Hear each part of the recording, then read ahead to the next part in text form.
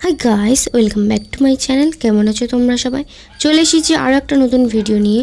আজকে আমি রোদের শুকানো ঝামেলা ছাড়াই বাড়িতে বানিয়ে দেখাবো কিভাবে কারি পাতা তোমরা অনেক দিন পর্যন্ত সংগ্রহ করতে পারো। কারি পাতা তরকারির স্বাদটা কিন্তু দ্বিগুণ বাড়িয়ে দেয়, তাই আমরা কাঁচা কারি পাতা গাছ থেকে অনেক করে নিয়ে রাখি বা বাজার থেকে কিনে আনি, কিন্তু একদিন ব্যবহারের পর পরের দিন ব্যবহার করা যায় না, পাতাগুলো সব শুকনো হয়ে যায়। তাই আজকে আমি তোমাদেরকে কারি পাতা কীভাবে একবার বানিয়ে সারা বছর ব্যবহার করতে পারো সেটাই দেখাবো। প্রথমে আমি কারি পাতাটাকে ভালো করে পানি দিয়ে ওয়াশ করে নিয়েছি। এরপর একটা শুকনো প্যানের ওপর দিয়ে গ্যাসের ফ্লেম লোতে রেখে একটা স্প্যাচুলা দিয়ে নাড়তে থাকবো। বাজার থেকে যখন আমরা কিনে আনি তখন তারা ওয়াশ করে দেয় না, তাই খাবো যেহেতু আমরা, সেটা পরিষ্কার করার দায়িত্বও কিন্তু আমাদের।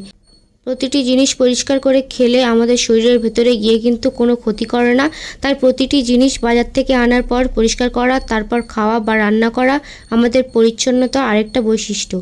এভাবে নাড়াচাড়া দিয়ে আমি কারি পাতাগুলোকে একদম শুকনো খটখটে করে নেব। এটা দেখানোর কারণ হচ্ছে বর্ষাকালে কিন্তু সবসময় বৃষ্টি হয়, তখন রোদের ছিটে ফোঁটাও দেখা যায় না।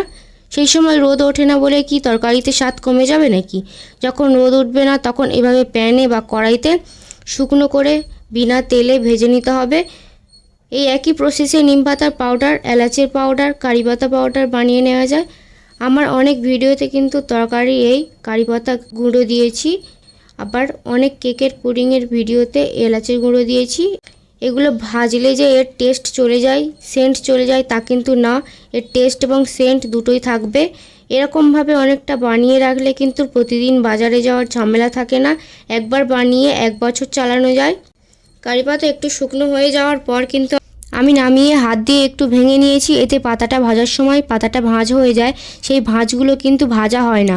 তাই একবার এভাবে ভেঙে দিলে ভাজতে কিন্তু সুবিধা হয়। কখন বুঝবে যে পাতাটা ঠিকমতো ভাজা হয়েছে কিনা? যখন পাতাটা হাত দিয়ে মুঠো করে গুঁড়ো করে দেখবে পাতাটা একদম গুঁড়ো হয়ে যাচ্ছে, তখন বুঝতে হবে পাতাটা হয়ে গিয়েছে। এটা বেশি ভাজা যাবে না, তাহলে একদম পাতলা পাতাটা পুড়ে যাবে, তখন তরকারিতে এর গুঁড়োটা দিলে খেতে ভালো লাগবে না। আর একদম হাই হিটে ভাজা যাবে না, শুরু থেকে শেষ পর্যন্ত মিডিয়াম টু লো হিটে ভাজতে হবে। এইভাবে ভেজে আবার হাত দিয়ে গুঁড়ো করে নিলেই হয়ে যাবে। আর চাইলে মিক্সার মেশিনেও এটা দিয়ে এগুলোকে পাউডার বানিয়ে নিতে পারো, কিন্তু একটু গোটা গোটা রাখলে খেতে ভালো লাগে। তখন কিন্তু আর তরকারি খাওয়ার সময় পাতাটা ফেলে দিতে হবে না, তখনই খেয়ে নেওয়া যায়।